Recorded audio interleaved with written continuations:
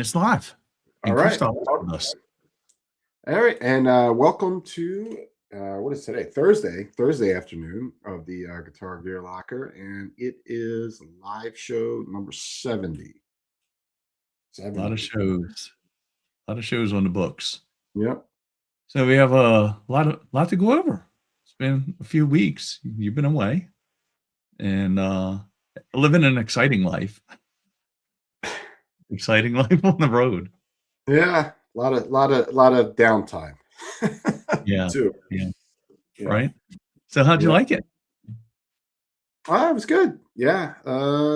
We did, quite a few festivals, and then we did three one-off shows, small club shows, two in Germany and one in Austria. And those shows were also surprisingly really good because you don't tour Europe in the summer because of the festivals. It's just, everybody's spending their money going to festivals, not going to one-off shows. But those shows did really well. Right. Surprising, pleasant surprise for sure. That's good. That's good. But So yeah. which one had the biggest crowd? Hmm. Which city, which country? That I couldn't tell you. I mean, some of the bigger ones were Brutal Assault, that which is in Czech Republic, Yeah. Rockstadt, which is in Romania, Yeah. which is actually like right by Dracula's castle, which No? is kind of interesting. So, but and let's see, Alcatraz, that's in Belgium. That was a Right. that was a pretty big one as well. They're probably the three biggest ones, and then some smaller festivals like Stonehenge in the Yeah. Netherlands. That was a really fun time. A lot of Mhm. friends there that day, and what else was another one? Dortmund, I mean, Germany. not that you're a crowd estimator, but what would you estimate the crowds were? Like, how many people? That's hard to say because they Okay. they fluctuate from festival to festival. You get Yeah. smaller ones, which maybe just a few thousand, or you get a festival that's got 20 to 40,000 people. Yeah. So and then you have what we were kind of do like um, the second leg of the festivals in Europe. So they're Mhm. a little bit smaller. The first leg is usually like the bigger ones, like Hellfest and Right. Lock-In and stuff like that. So I believe we're going to be doing those next year. So Right. those festivals, they like Hellfest will get up to 180,000 people. So Oh, that's that's wow. that's a big one. Yeah. That's a lot of people in one area. Hmm. So, for those of you that are just joining, we're talking about, Alex just got back with Immolation from a tour in Europe, touring some festivals. We're talking about that right now. So what was the best city? I know they Uh, were all good, right? They were all good, so let's just throw this disclaimer out there. well, I mean, as far as a festival, I would say the one I enjoyed the most was Brutal Assault. We went on really late, 12:30 at night, and on the main stage, and yeah, that was a pretty memorable show. I think we played really well. It's a really great vibe on stage at night. It was, one of those kind of magical, um, positive energy kind of shows. Right. So that one sticks out for me, festival wise. And I have to say, club show was Vienna in Austria, Oh, and wow. that was a real pleasant surprise because there was we almost didn't make it. So our bus broke down. We got it fixed, and then as we were driving a little while, our trailer tires flattened. Good grief.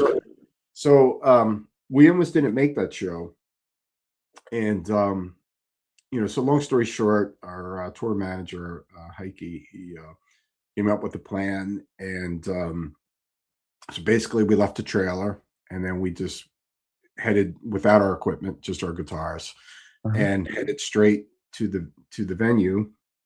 And luckily, the venue had a back line there, so Uh-huh. we just kind of like rushed on stage and real quick within minutes, and went up and played the gig, got there right in time, and Yeah. it's just a really crazy show, like very old school, like super, like just yeah. The crowd was just amazing and Right. really surprising. Um, Super pleasant surprise. It was one of those shows where they're just the crowd's right in your face and Uh-huh. just going for it the whole time, Right. and I could tell they were super happy that we made it happen because I didn't we none of us thought that that show was going to happen. But we really were kind of like set on we were going to have to cancel. So yeah, everything came together. Yeah, that one. So that was a good one. That's good. So, I know people are constantly joining. So, my name's Roger. I am a guitar tech. This is Alex Books of Immolation.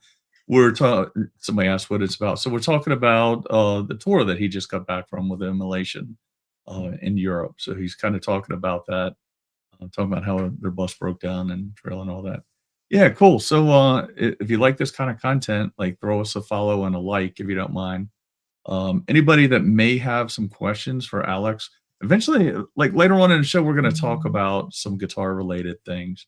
So if you have any questions for him, shoot them over here and we'll put them up on the screen. Yeah. Go ahead. So any surprises? Like I said, the club show, Yeah. Vienna in Austria, that was a real pleasant surprise. That was the one we almost didn't make. We thought we Yeah. were going to have to cancel, and just an amazing crowd and just super high energy. Because sometimes in Austria or Germany, the crowd can be quite subdued. They're not as Right. enthusiastic, and all those shows, the show in Austria and the two club shows we did in Germany were just amazing crowds. Those Right. really going for it. Really old school. Made me feel like back in the '80s or something like that.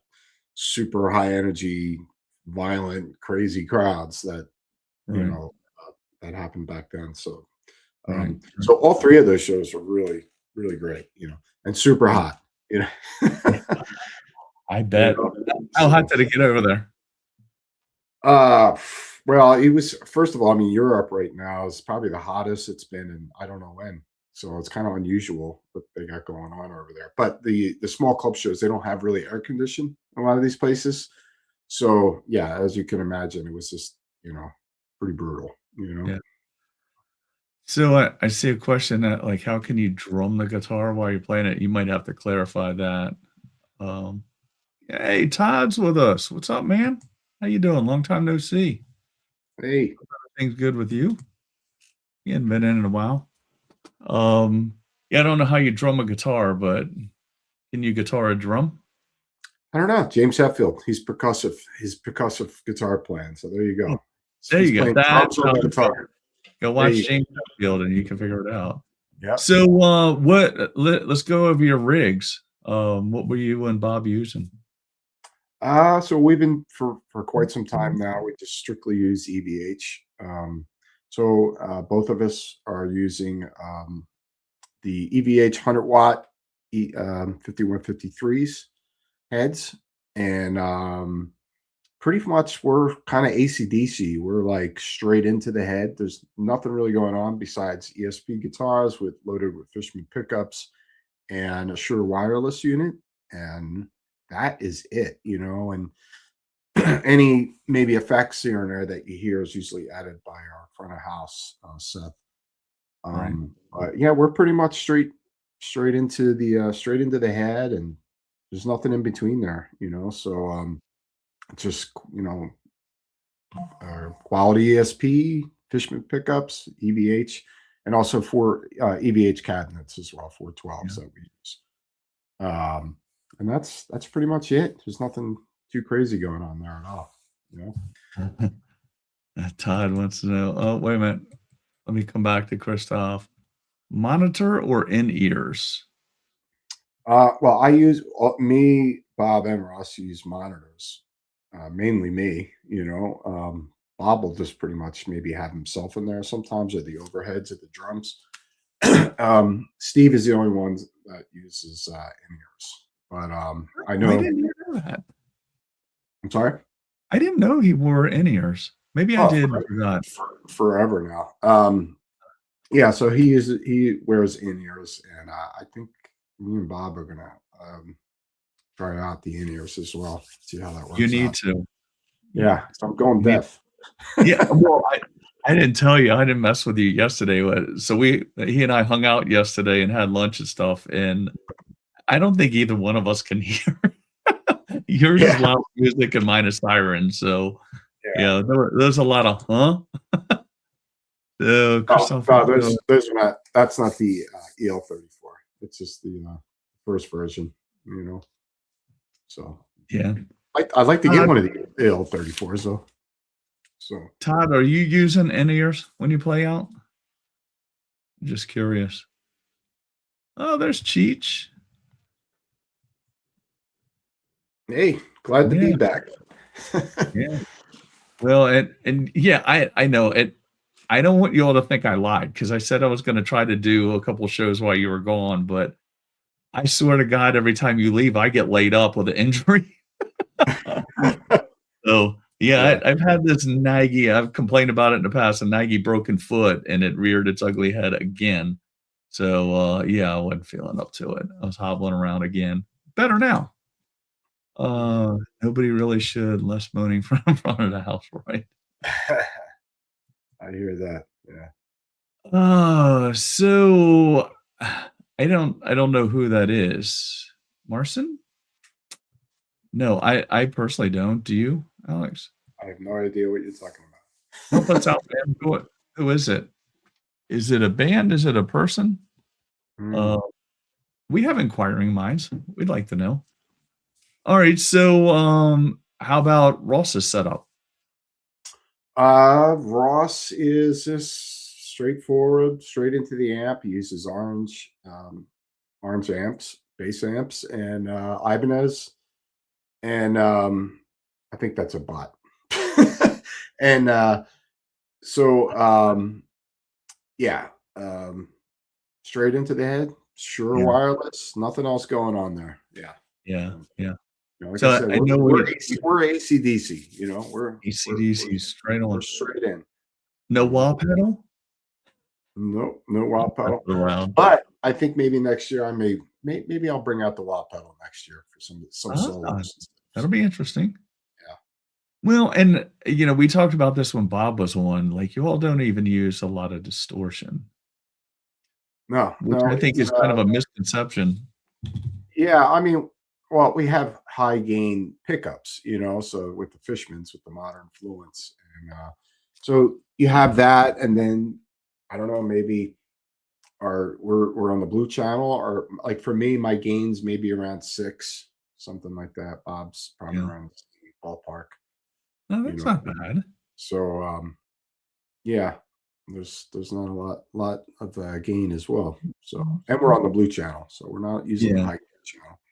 right. Yeah, and the blue channel, I mean, that's kind of a good in between. It's not definitely not clean, but it's definitely not raunchy dirty. Yeah, yeah. It's So, a good in the middle. mm. So, let's see. We already talked about what broke on the tour. What piece of gear saved the tour? What did you It's have? piece of gear saved the tour. Good question. Um, More or less getting our bus fixed, if that's So it that's was a a wrench, yeah, yeah. impact wrench. Yeah. So our bus saved the tour, Yeah, breaking down and being able to get fixed in time. So fortunately, we right. didn't miss anything because came close, to Yeah, that yeah. happening. So yeah, yep. How about so you mentioned the weather over there, how'd that affect your guitars and the bass?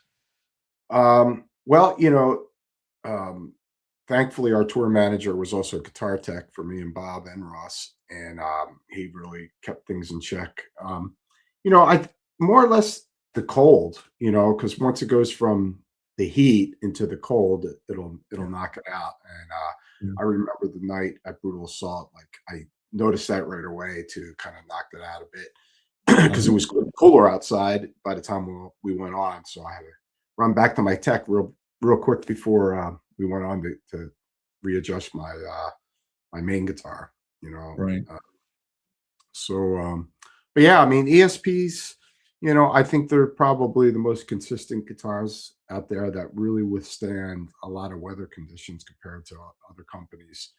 And Mhm. really, yeah, I've been pretty fortunate on tour to not have any major issues like that. Right. Guitars getting too whacked out. Yeah. I know Ross's bass at one point got pretty bad where he needed a truss rod adjustment and stuff like that. Right. Right. But yeah, yeah, they held up pretty well. So no major issues. That's for sure. Now And thankfully to Heike, he's a great tech as well, besides tour mhm. manager, and he yeah, just did a great job of keeping everything consistent. You know. How many guitars did y'all take? We all have so six guitars, so we all have one main and one backup, and that's it. Okay. Yeah, that's it. Me and Bob both playing arrows, and I think Ross uses like the Sound Gear, the old school Ibanez. I think that's the model he uses. I can't, you know, but yeah, pretty simple. You know. So he said, well, I can't really search him now because I'm doing this. No, this is a real person, I think. Um, but yeah, so we'll look at I can come back and look at this later. Yeah. Um, the best guitarist, man, there's a lot of good guitarists out there. I mean, there's a lot of famous guitarists, and then there's a lot of 9-year-olds on YouTubes that will hurt your feelings. Let's see, Todd, since you guys do a lot of touring overseas, would you ever consider using something like a NAMM A2 pedal live instead of hauling an amp? Yeah, that was discussed, but we prefer tube amplifiers. That's just what we like. And we have a company over in Europe too that supplies our backline. So the same stuff that we use in the States. So, you know, but yeah, we're completely fine with that. Who do you think is more let me see, how do you phrase who is more open to experimenting with non-tube equipment? You or Bob? Definitely not No me. differentiation. It's like, I don't know, man. You're pretty when you come over here, you don't mind this stuff too much. No, I mean, if you have to use something that you're not used to, I mean, you just make it work. I'm not going Yeah. to sit there and argue. The fact, you just figure it out and just try to dial in the best you can to make it work for you. But Alright, so if you got to a venue and they said, "Hey, you have to use" let's just say a Helix or a Fractal, who would stomp off the stage, you or Bob or Ross? no, I mean, be fine. Those things are great. So You just roll with it? yeah, of course, yeah. I mean, There oh you my god, go. yeah, I those think things that are says they a sound lot. great. They sound, but yeah, if we have the option, obviously, we're going to be using tube amplifiers. Of course. Of course. Alright, let's see. I saw it yeah. So that's Yeah. we talked about that yesterday. Yes, Uh, so Deceased played they were on a festival run as well, so I was fortunate enough to see them. They played early in the day, I think around 12 o'clock or something like that, at Brutal Assault, so, I've known those guys for, like, almost 4 decades now, so, yeah, good friends of mine and go way back, and it was great to see Mike. Mike is my neighbor as yeah, well. that's we talked about that So, yesterday. I said, "It's Mike interesting you went halfway around the world to run into your neighbor." yeah, Mike lives literally about 15 minutes from me, so Yeah, he's right here. yeah, and in fact, speaking of him, I have to hit him up, so maybe get some coffee with him tomorrow or something. Yeah, yeah. So, but Yep. yeah, it was great. It was great to see them, and they played amazing. And they did a couple of the same festivals that we did, but they on different days. So, fortunately, that day I got to see Mike and King and Les I hadn't seen in years. So it was really pleasant surprise to see Les playing Yeah. bass with the guys again. So yeah. Alright, let's see. Do you bring new guitars on tour? If yes, do they need more work to stay ready for the gig? Nah, as long as they're set up properly, they're good, you know. And Roger And does all my setups, so they're always consistent. Yeah, new guitar. Yeah, I'm actually going to have a new guitar, so I'll probably be using something different next year. Which so I have little bit, few more months before I get that thing, and Yeah. so I'll have something different next year for sure, and that'll be new main guitar to use for sure. Yeah. So Well, and you found a new, maybe even the most important piece of gear or accessory to your gear, an air tag. yes, You wanna tell yeah. that story? Oh boy. Well, you know what? I won't throw the airline under the bus, but they'll remain nameless. But this is the second time they've lost my guitars. Last time they lost my guitars for 2 weeks. And then I came home and I had an air tag, fortunately, in the guitar, so I knew it was at the airport. And they still, oh no, it's not here. This and that. So long story short, I got my guitars back 2 days ago and they called me while I was with Roger yesterday on the phone, said they still could not find my guitar. So I said, "Oh, well, that's news to me because I got them 2 days ago by you people," and Well, and he was like, up "Didn't you there. say there was an air tag in the case?" And you're like, "I have my guitar." Yeah, yeah, yeah, Oh my god. yeah. So It's welcome to the 2000s. it's the world we live in. Yeah, yeah. Incompetence Incompetence. is Yep. everywhere. Mhm. So when you get to a venue, what's your typical length of your sound check? And if anybody has any questions, feel free to kick them in. I know you've been doing Well, that. when you're doing a festival, unless you're headlining the festival, you're not doing a sound check. So Yeah. there's no sound checks at the festival. A little bit So of it's alarm just check. like, get there and get on stage and do it. Yeah, that's well, most of the time you may have like a changeover or something. So you may have 45, 50 minutes sometimes if you're lucky, and sufficient amount of time for our front of house to do his job and get everything in line and do and then do a quick line check and get the monitors correct with the monitor guy and so that's pretty much it. If you're doing a one-off and you're just doing like a headline thing, obviously you get your normal sound check and stuff like Yeah. that. And the same thing when you're on tour. If you're the headliner, sound check, or sometimes if you got a package, everybody gets time to get a sound check. It depends on the situation. It depends on the headliner. If they have a large production too, that takes out a lot of time too. If they don't have a large production, usually plenty of time to get a sound check. So, Robert Westbrook. hey, Rob, what's up, buddy? I remember him. I met him in Silver Spring, right? She did. Yeah, yeah, Yeah. I remember you, Rob. Good yeah. dude. The Thanks best. for joining us. So, how much of the new album did you all play? We played. We always say this Five, in the interview show, and now I'm interviewing you. yeah, yeah. Five, So five new stupid. songs. 5 new songs. Yeah. Okay. And which of the new songs is the hardest to play? Hmm. You're gonna Uh, say none. I would say none. Yeah, they're all pretty straightforward. Yeah, nothing crazy for me at least. Okay. So was the crowd vibing more with the old stuff or the new stuff? I honestly would say the new stuff. Um, Really? yeah. But when you pull out some of the classic stuff from the first record, like Into Everlasting Fire and all, it's usually really good. Or we do something from Close to a World Below, which is another really popular record. Kind of middle of the career that album, the band's career, and Yeah. we play any of those songs like Father You're Not a Father and stuff like that. Usually Yeah. goes over really well. But yeah, new stuff really goes over super well actually. So That's good. yeah, the feedback of the record's been nothing but positive, and yeah, pretty happy with Yeah.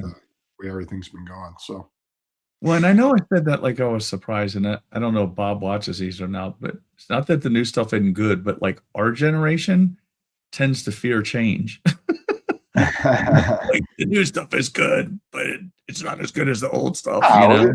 there's still always going to people like that. I mean, Yeah. obviously, when you have younger fans and stuff, they get into the band from different records. So for the Right. people that were there from the beginning, most of the time it's usually this, that first album or something like, like for me with bands like, Metallica or Slayer, it's obviously, the first 3 albums or something like that, and, after that, kind of fall off or whatever, but, Yeah. yeah, but I mean, we're fortunate that there's multi generations now of fans, Right. um, so, that enables us old people to keep touring. Well, and now the audience, was it a hodgepodge of age groups or younger, older, Sure. or Yeah, I think some of the bigger festivals you get um, a mix of people, people that are more into mainstream stuff that go to these festivals, and then they discover other bands from going to right, these festivals, so yeah, there's a mix of people. Um, a couple of the smaller ones, there's predominantly like death metal people. You get a lot of the old school people too, like yeah, trying to think like Dortmund and Stonehenge, it's like a lot of mhm, the old guard, people, yeah, which is cool too. right, So, but yeah, you get a mixed bag. yeah, yeah. So I saw we just had another bump in people coming in. So we were talking about this is Alex with Immolation. I'm Roger with Three Alarm Guitar. I'm a tech. He's a musician, obviously. We're talking about their Immolations tour that they just got back from in Europe. And if you like this, like and subscribe. I just remembered to say that this time, by the way. Are you impressed? I've been Yeah. practicing. I've been practicing. So, I mean, was there any of the new songs that resonated with the crowd more than others? I don't know. Attrition really usually goes because it's like a very catchy tune. It's very Mhm. straightforward for the first half of the song. So Right. in a big festival setting, stuff like that goes over really well. Because Yeah. it's open and big and hooky. Right. But yeah, I mean, but I would say all of them really, really go over well. I wouldn't say there's one where everybody's just kind of standing around looking at you strange. Right. So Let's see. Todd has another. So I know everybody sees this and they hear me saying Todd. His name is Todd. Out of curiosity, if you don't mind, economically, do you find it easier to tour the US or Europe? I always wondered how the cost compared once you factor in travel, gear, lodging, etc. well, Europe is the gas is definitely higher than the US. But in the US, it's a huge country, so you're traveling further distances too than Europe. Europe is very easy to do a tour because everything's it's small and connected, and so in the US, there's a lot further drive. So it's hard to say, really Yeah. hard to say. So it's funny because before we started this, I had some questions on the touring aspect, and I said, I'm going to skip those, but it sounds like Todd's interested in it. So, do you think touring is still profitable for bands? Yes. You Yeah. almost have to, right? Nowadays. Yeah, I mean, especially when you get older and you got responsibility and bills and things like that. When you're 20 years old, and it's a little different story. But yeah, I mean, it depends. I think a lot of the older bands, that have maybe a legacy, it's easier for them to go out. Maybe for some of the young bands, it may be a little bit more difficult because obviously the music industry has changed a lot. Um, it's hard to say. I guess it depends on who you are, Yeah. what band it is. So, Yeah. yeah. So, did you catch any other bands live? I did, not too many, but, I definitely have to say the highlight for me was seeing Accept, and, so I watched their set at Rockstad with, my buddies in Municipal Waste, and we were all just like a bunch of kids, just, like, singing along the lyrics and freaking out, and it's just man, yeah, Accept was just wow, that was like one of the best shows I've seen in a long time, I have to say. So Yeah. that definitely was the highlight for me. Mhm, And then Grave as well. mhm, Um, seeing Grave with the classic lineup, with those guys back with Jorgen, back in the band singing. uh-huh. And yeah, the Grave was amazing. Yeah, that was really another highlight for me was seeing Grave. I'm trying to think who else I got to check out. Carnivore AD as Mhm. well, which is like a tribute to Carnivore, all the Carnivore stuff. And treat for me was Chuck Lenahan from the Crumbsuckers is playing guitar for that. So I got to meet him, and he's always been one of my favorite guitar players. So that was really cool to see him play. And yeah, I enjoyed their set as well. But I'm trying to think who else I got to check out. Not much really, because a lot of times there's just not time. Deceased was really good. I got to see their Yeah, set. yeah, Uh, yeah, that's what that's what I can think of off the top of my head right yeah. now. And I bet you Mike's pretty excited to be back out with them. Yeah, yeah, yeah. I think he's having a blast. You know. Yeah. See, did you enjoy Alcatraz? Was it too hot to perform? Uh, yeah, Alcatraz was good. I enjoyed the show. Definitely was. I mean, it was hot, but it wasn't as hot as the small club shows we did. Those were just brutal, really bad. Really? Especially, I think it was Dresden in Germany. It was just 100 and something degrees in that club, easy. Yeah, it Wow. was brutal. It was brutal. Ross looked like he jumped into a lake after the show.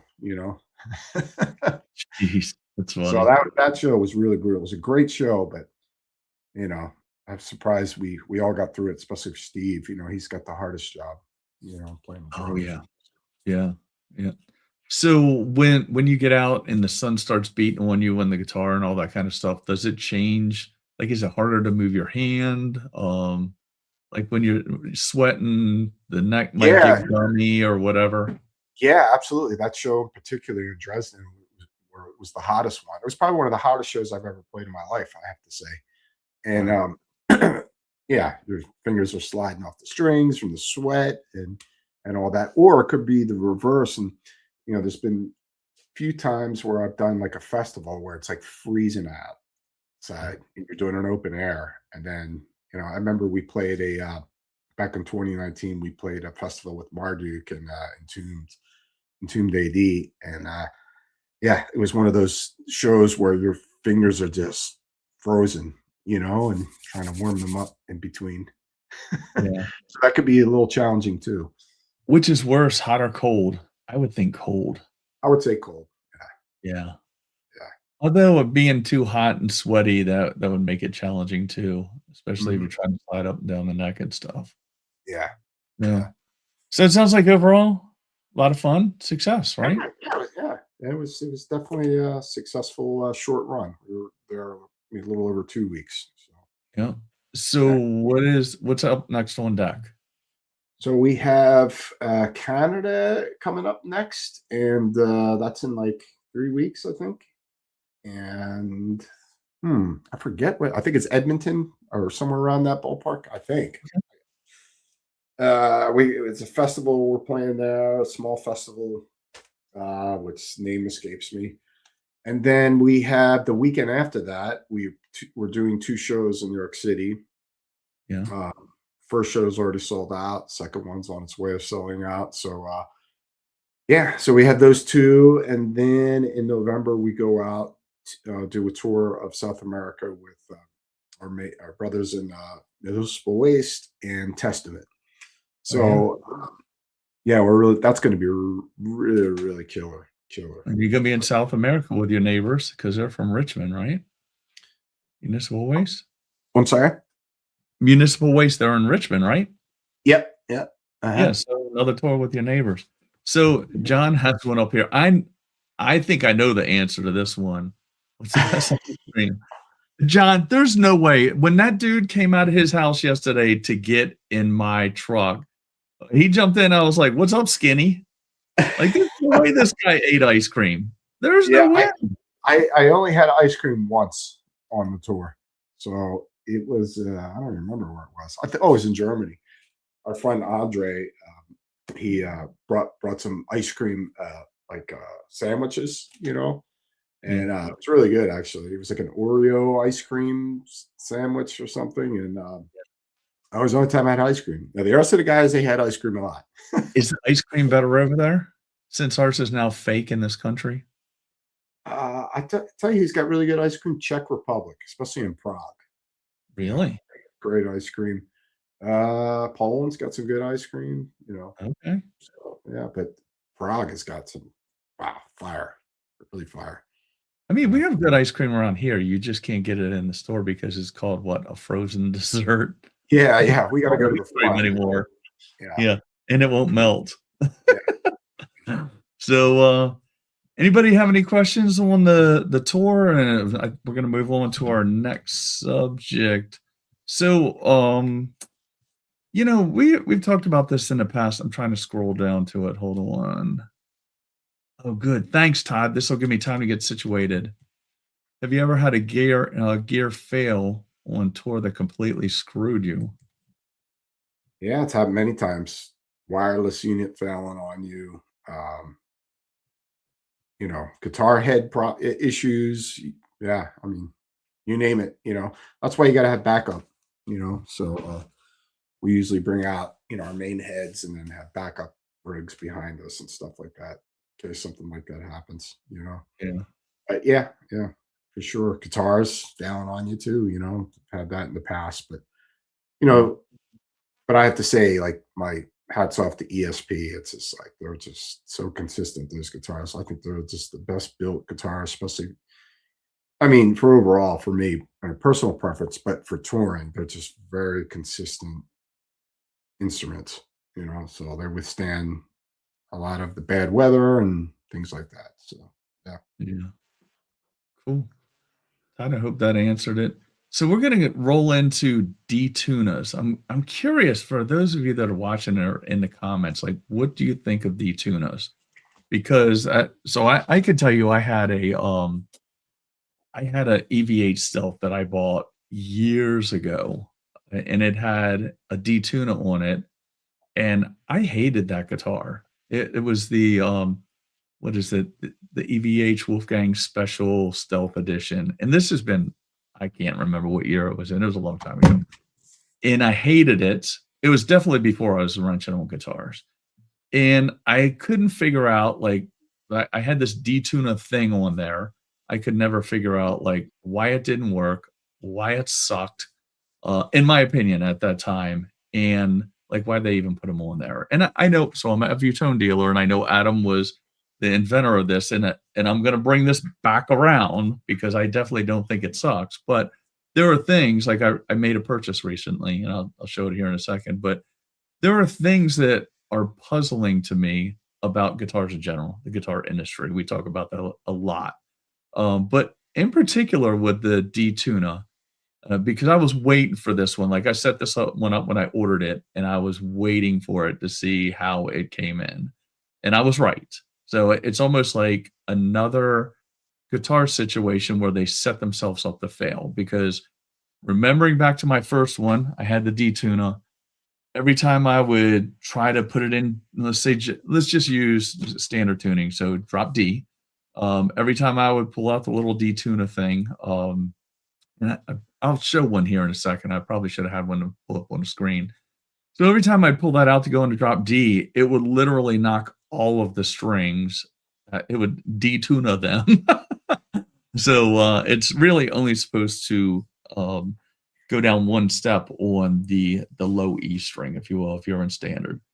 So all these years later. So let's see, Christoph. Let's go to him first, if I can find my cursor. The idea is cool, but my experience, okay. So hopefully this conversation is going to help you because I was there, and there's other forms of it. I think the D-Tune is probably the best. So they are.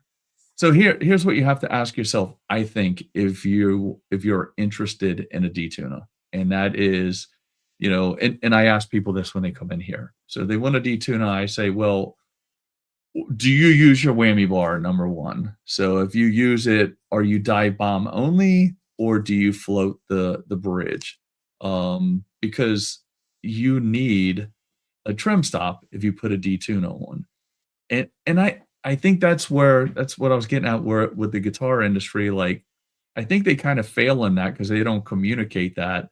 They also you would think they would install it because they know, right? So, I'm telling you, if you so, like, fast forward, I started, I became a FU tone dealer, started installing D-tunas, on all kinds of guitars. They also don't sometimes they don't work very well on recessed Floyds.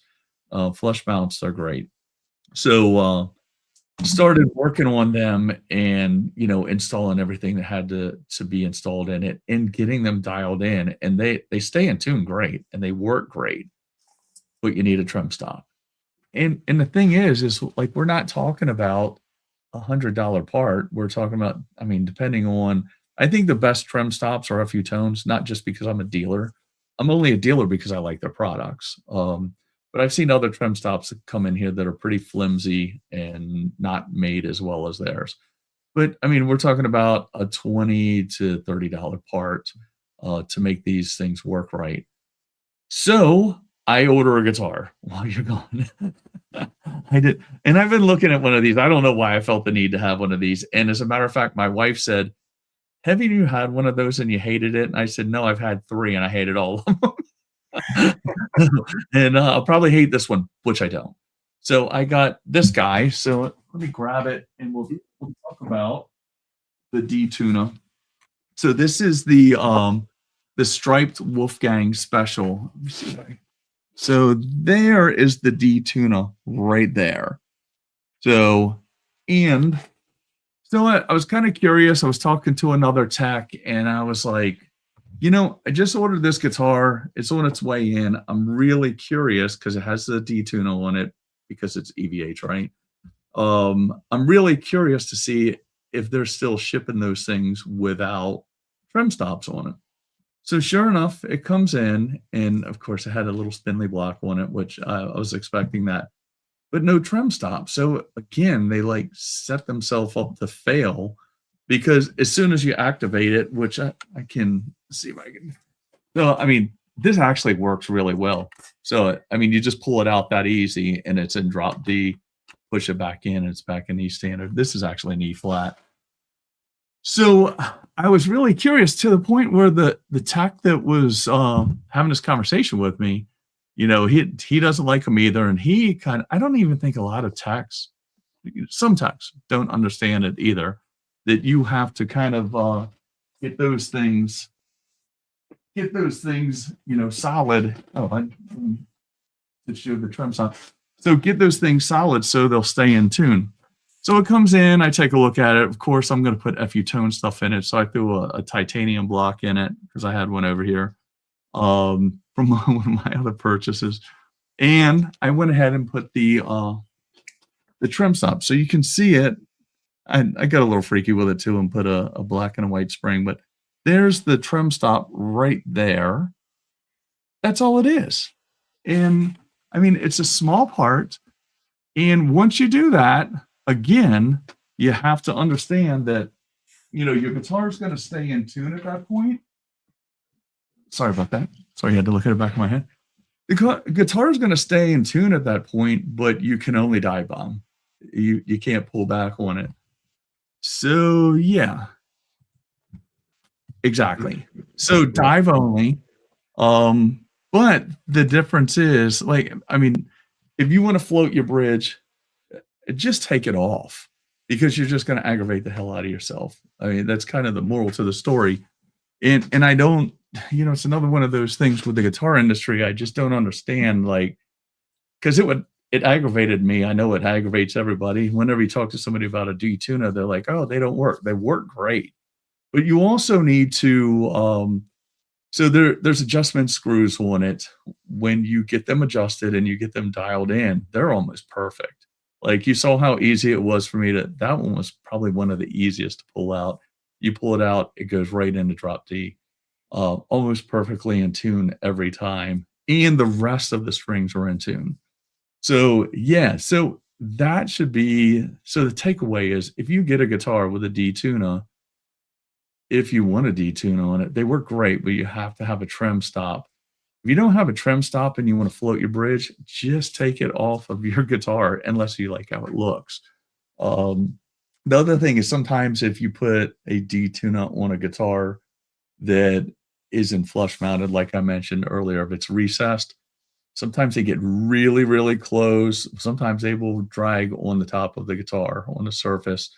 But sometimes they get really close. So if you pull them out the wrong way, you can definitely mess up your paint. So they're more in line and they work better with flush mounted Floyds.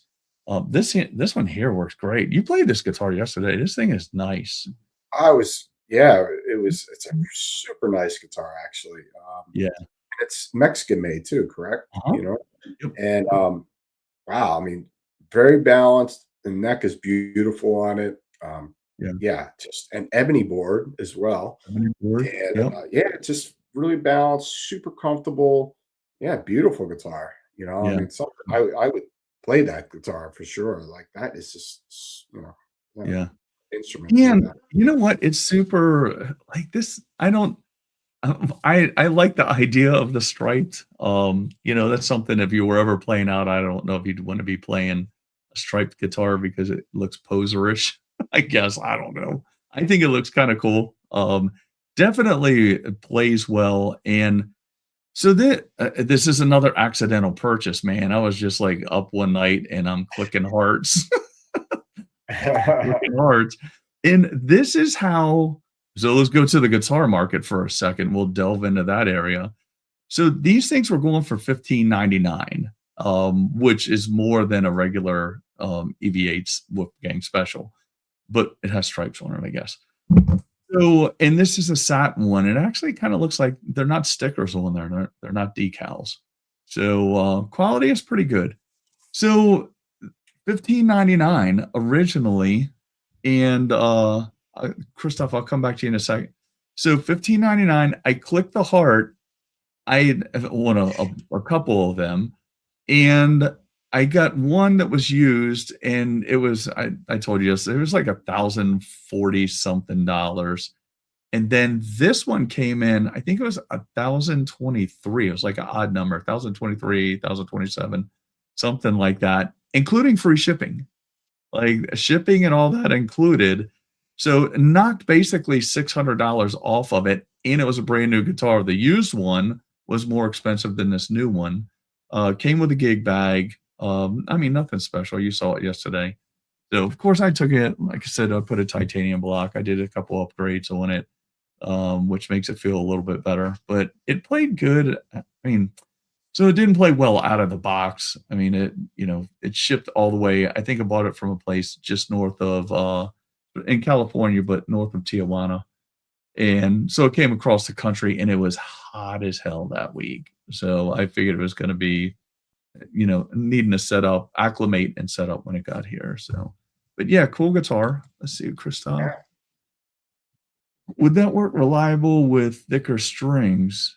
Like to go B standard? I don't know why it wouldn't. yeah, Yeah, I would think definitely. so. So wait a minute. Yeah, so let's qualify it. Are you talking about with a trim stop or floating? Um, I'll give you an example. I have a lady that plays in a band, a local band here, and she has a Schecter with a Floyd on it, and she could not keep it in tune at all. And she brought it in. She told me about that, and I asked her how she used the trem bar, and she said, "I don't. I never use it." And I said, "Well, if we're more concerned with keeping it in tune. That's actually pretty easy. Put a trem stop on it, and I mean, when you're doing that, you're creating a defined point between the locking nut and the bridge at that point because it's kind of locked down and not floating." Oh, fully blocked. Yeah, it would work. I I'm I convinced it would block work. every one of my guitars. I Most of my True. guitars have Floyds, and Yep. I've been blocking my Floyds for like I don't know 25 years now, something like Yep. that. And I don't really use all that stuff anyway with the bar and all. If I do anything like crazy, I kind of jakey Lee it anyway. And yeah, so especially tuned down. And I think for Floyd, and I love Floyd Rose. I mean, I've been playing them for decades now, since the '80s. But I think they're not really designed for going crazy on the bar, tuned down to C or B or Yeah, whatever. Like for if you're an E standard, yeah, I think that it could withstand that. But once yeah. you get it down lower, they're just not designed. Maybe Klar or something would be better for something like that. If you're tuned down low and going off, I don't know, Well, you but could also so there's different ways you could do that too. So, I mean, you could tighten the springs a little tighter and yeah. draw it down to the trim stop to where it would stay in tune But then more. It would just that changes the feel of the guitar too. yep, it would be harder to push down on the bar. Yeah, So, well, there's, as I'm sitting here and we're talking, and yours was a good example because I think we put a trim stop on all of yours, right? yep, You're in C with 13s. yep, So, we always talk about how well your guitars stay in tune. So, yeah, so yep, I think that's the key to it is having them set up properly and with the right equipment on it with the D-Tuna. But yeah. yeah, I haven't. So I kind of started the story with my dumb stealth story because I was there. I was right where everybody else were. I sold the guitar. I was like, this thing is junk. I hate it. Why have this thing on it? It doesn't work. It throws all my strings out of tune. But then after I learned, like, you really need a trim stop, and that's where, again, EVH, Fender, kind of the guitar industry kind of fails because they're like, hey, here's this cool thing. You can go into drop whatever, and it doesn't work. Now here, there is one. Oh, damn, I don't have the. Let me see if I can make the noise. So there's one downfall to it. I'll hold it to the mic and see if you can hear it, and I don't have the bar on it, so you can hear it. This is going to be exaggerated. So that's very exaggerated because I'm pulling up on the bridge and letting it go. But the one downfall, and if I was using a bar, you wouldn't have heard it that much. But Alex, you know this. So you put a piece of tape on the block. You probably saw it when I hold it up to kind of dampen it because it is like in that case, it's titanium hitting on that steel screw. So every time you dive bomb it, they're coming apart and then they're coming back together. So if you go down and crank on the bar and like let it slip, you're going to hear a donk. Like it makes a thud every time, but you kind of dampen that. I put pickup tape on it. Usually I think Adam may use electrical tape or something like that. I use pickup tape on it because it's kind of cloth type material.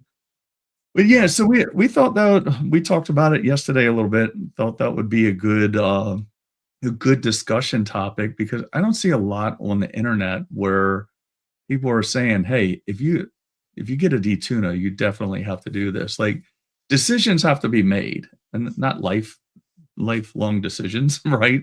So, I mean, the other thing is you can install, if it's one of those things where it's like, okay, well, I want a D-Tuna, but sometimes I want to be able to float it. What Allen wrench, you just kind of like take it away from the block, loosen it up and take that screw away from the block. Then you can float the bridge in like 5 seconds. Mhm. So yeah, we thought that was a good little educational, this is another thing Roger doesn't like about the guitar industry. Yeah, But the guitar, I I like don't it. I don't have any experience with the D-tuner, so Yeah, I'm not one to ask, that's for sure. But it's definitely it's interesting about it. But see, I don't do drop tuning either. So everything that I do is directly standard tuning, whatever. Say if right, it's right. like for instance, immolation, we're in C standard, Yeah, and then I have another project, Ruinous, which is in A standard. You know, yeah. so I Well, don't do and drop tuning. nowadays, a lot of younger metal guys, I have one like right around there on my other bench that is a BC Rich, and it's in drop A. Mhm. So, a lot of these kids are going with the drop tunings where he could have that in regular tuning and then have a D-Tuna on it, but that's a fixed bridge, so different story, but yeah, a lot of people are doing the drop tunings now, so it would come in handy, but, again, I don't think there's enough good information out there on, how to use those properly, but Okay, so that's my whole long diatribe on D-Tunas and the proper use of them, and there's other ones. I think D-Tuna is probably the best made, drop tuning device out there, but there's other ones. There's one that's I forget what it's called, but it goes, same place on the bridge, but you kinda twist it, and it does the same thing. It kinda, like, takes the post or the screw and moves it down and drops the tuning. I don't Yeah, like that one as much, but there's sometimes where it's a necessity where, you can't fit the D-Tuna on there. But, yeah, yeah, I think they're super easy to install too. That's a definite DIY, but, if anybody locally needed, I could help them with it. He lives in drop D, so he's good. Yeah, I mean, the same with this guitar out here. He lives in drop A, so he's good on that. But, that for this one, I mean, we're talking about, an EVH, you wanna play a little Van Halen, and some of those are in drop D or drop E flat, yep, whatever yep. you wanna call it. Unchained, So, so yeah, Unchained is yeah, you probably heard me doing that one yesterday. So, yeah, if you go from, like, Eruption or Pretty Woman or whatever that's in standard, and then you need to go to Unchained, you have to be in drop D, so they're good for that. I have yep, one there's one on that's a D Martini, a Charvel D Martini. There's a D tuna on that one too, but, brass block and Floyd, and it also has a trim stop on it. It works well. I think that may be so that was the guitar I did before I was an FU Tone dealer, and that's kinda where I figured out how to make a D-Tuna work correctly. mhm. So, yeah. So that's it. What else do you have? Sorry That's for it. my whole long lecture on D-Tunas, but I thought it Yeah, was fun. I don't really have anything to add except for we'll be back on next week, and we're gonna have a little meeting. We'll figure out what day, and Yeah, yeah, we'll be back. And I have a couple guests lined up too, so yeah. we'll work on that too. Well, you So, have a guest. We have a product demo coming up, a new oh yes, product. So we'll hmm talk about that more in the next couple of weeks. We have a lot of stuff coming up. I'm gonna do some stuff. I've started, if anybody TikToks, I was gonna do a TikTok on something else, but I keep swerving into the guitar world. And it's called For the Birds. So if you follow that, and I've been doing because life is for the birds, right? So I'm gonna do some things like String Joy. You can see I got my String Joy shirt, which is cool. So they sent me some products. They're now doing some cleaning and detailing products. So, maybe we can go over those. I'm definitely going to go over those on the TikTok side. So, there's just more products. More people are reaching out to us now with things that we want to demonstrate, see how they work, and all that kind of stuff. yeah, So, yeah, I think we've talked more about like kind of finding the niche instead of swerving back and forth between several different topics. We're going to zero it in and be when you're gone, I'll be more diligent about being on. Well, unless they have to break my foot again. yeah. So, anyways, well, everybody, thanks for joining us. Like and subscribe wherever it is, whatever side, and we will see you next week. Yep. Thanks. See you then.